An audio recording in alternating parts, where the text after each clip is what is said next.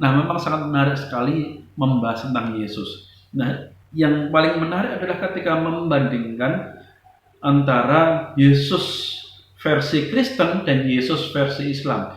Isa versi Kristen atau Isa versinya Islam. Ini sangat menarik, kenapa? Karena memang dua agama ini yang cukup mempunyai porsi banyak ya untuk membahas Yesus. Kalau Kristen ya jelas, karena memang Yesus adalah sentral dari kekristenan. Sedangkan Islam, Yesus bukan sentral imannya orang Islam, bukan pusatnya ajaran Islam, tetapi tentang Yesus atau Isa itu banyak dibahas di dalam ajaran-ajaran Islam. Maka sangat menarik untuk membahas ini.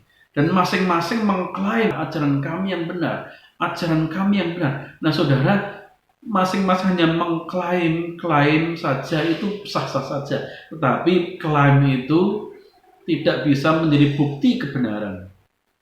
Hanya mengklaim kami yang paling benar karena ini kitab suci kami. Yang satu juga mengklaim ini kitab suci kami, kamilah yang paling benar. Jadi orang Islam mengklaim ini kitab suci kami, mengatakan demikian, pasti kitab suci kami yang benar.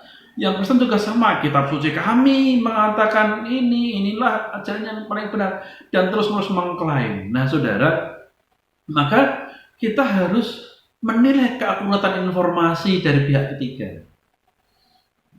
Tidak berdasarkan klaim, tetapi secara ilmiah. Secara ilmiah, sebuah keakuratan informasi. Mana yang bisa dipercaya? Memang ada informasi yang sama di dalam Islam dan Kristen. Misalnya bahwa Isa atau Yesus itu tidak lahir hanya dengan perantaran seorang ibu tanpa seorang ayah. Betul. Dia adalah seorang nabi. Betul. Ibunya namanya Maryam atau Maria. Betul, itu sama. Ada informasi-informasi yang sama. Dan juga dikisahkan bahwa secara umum mampu melakukan banyak mujizat-mujizat. Terutama kesembuhan, itu juga sama. Walaupun di dalam Alkitab, mujizat Yesus tidak hanya kesembuhan saja. Banyak mujizat-mujizatnya yang lain, yang bukan hanya kesembuhan saja. Tetapi menceritakan banyak mujizat yang luar biasa. Nah, dari kesamaan-kesamaan tapi juga ada perbedaan-perbedaan. Nah, dalam perbedaan inilah kemudian ada klaim kami yang paling benar, kami yang paling benar. Nah, pada saat ini mari kita menilai berdasarkan uji nilai secara logika. Ya, bukan klaim secara subjektif karena ini ajaran agamaku ya pasti yang paling benar. Bukan itu, tetapi mari kita uji dengan sebuah alat ukur. Apa itu? Pertama, informasi yang disampaikan itu ada saksi matanya enggak? Kedua, adakah catatan sejarah di luar dari kitab suci kita masing-masing yang sejalan dengan informasi yang kita miliki? Adakah catatan sejarahnya? Ketiga, apakah kemudian juga dikonfirmasi oleh arkeologi yang menunjukkan bahwa informasi itu akurat? Nah, ada paling tidak tiga. Sebenarnya saya membuat ada banyak alat uji. Ada beberapa juga rekan-rekan yang membuat 11 alat uji keterpercayaan informasi. Apakah informasi itu bisa dipercaya? Ada 11 alat ujinya. Saya hanya mengajukan 3 saja saat ini yang dianggap sebagai ilmiah. Pertama, saksi mata. Adakah informasi yang dimiliki oleh saudara-saudaraku yang Muslim ini atau Islam, adakah saksi matanya tentang informasi-informasi itu? Misalnya Yesus atau Isa yang bisa berbicara sejak di dalam buayan. Ada nggak sejarah atau informasi saksi mata yang menyatakan itu? Sedangkan dalam Kristen saksi matanya banyak, masih hidup. Bahkan Alkitab ditulis ketika bundanya, ibunya yaitu Maria masih hidup. sehingga bisa menjadi rujukan mengenai kisah masa kecilnya. Demikian juga dengan adik-adiknya, saudara-saudaranya masih banyak hidup.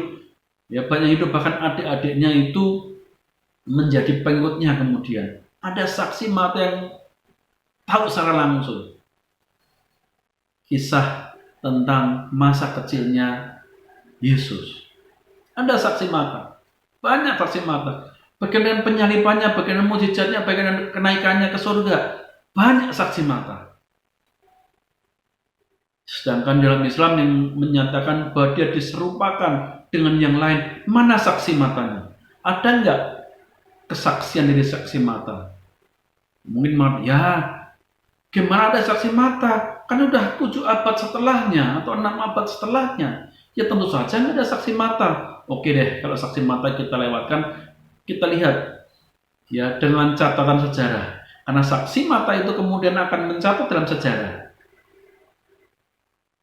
Ya, para saksi-saksi mata itu kemudian membuat dia bercerita, dia mengkisahkan peristiwa yang luar biasa itu, sehingga para sejarawan itu akan cenderung untuk senang menuliskan peristiwa-peristiwa yang luar biasa.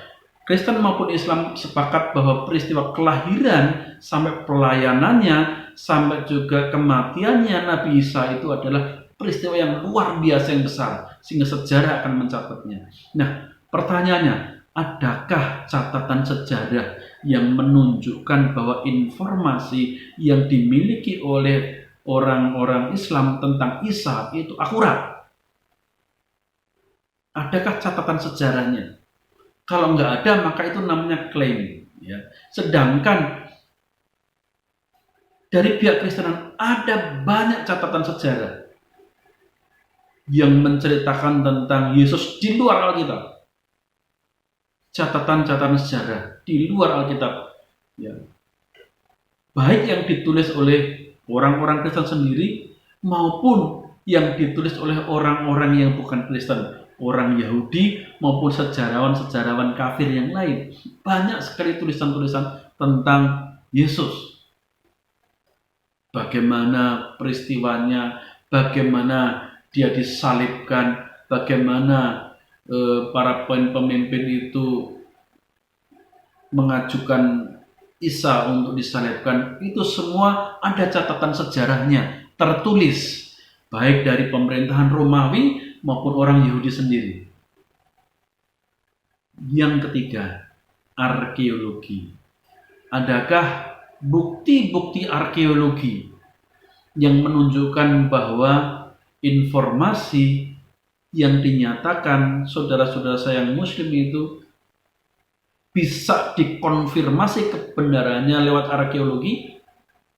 Nah, kalau dalam Kekristenan ada yang namanya disiplin ilmu arkeologi Alkitab.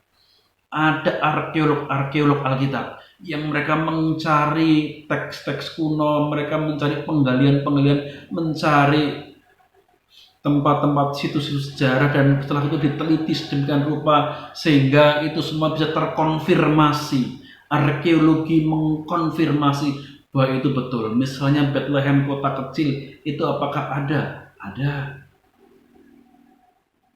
Apakah Gabata atau Litostratos, tempat Yesus yang dihakimi, disalibkan, itu dicambuki, itu ada. Pilatus berdiri sana di Gabata, atau undak-undakan tangga batu itu ada. Apakah ada halaman tempat Yesus cambuk diketemukan itu? Ada. Apakah benar ada gunung atau bukit Golgota? Ada. Apakah ada betul kekejaman Romawi dengan salibnya? Ada. Arkeologi membuktikan bahwa ada tradisi Romawi yang menghukum penjahat dengan disalibkan. Ada banyak. Apakah ada kuburannya Yesus? Ada. Diketemukan kuburannya. Kuburan yang kosong. Arkeologi sudah menelitinya. Tahun 2019 bahkan kemudian diteliti ulang lagi dengan teknologi yang paling modern, yang selama ini ditutup tidak boleh dibuka. Kemudian kubur itu diteliti kembali di tahun 2019 dan kemudian ternyata terkonfirmasi bahwa benar kuburan itu kosong. Kuburan itu kosong, dan tahu dari mana itu kuburan Yesus, karena di dalamnya ada bekas-bekas peninggalan Kristen yang ada ciri-ciri kekristenan di dalam kuburan itu. Penemuan arkeologi yang membuktikan bahwa apa yang diinformasikan Alkitab Kristen tentang Isa, tentang Yesus itu akurat. Bagaimana? Apakah ada saudara-saudara yang Muslim mau membuktikan, mencari catatan sejarah tentang Isa yang sama dengan informasi yang dimiliki oleh kitab suci Anda? Kami sangat menantikannya. Atau arkeologi Islam yang membuktikan bahwa catatan tentang Isa itu benar. Kami sangat menantikan ada penemuan-penemuan itu, sehingga kita bisa diskusi lebih hangat lagi nantinya.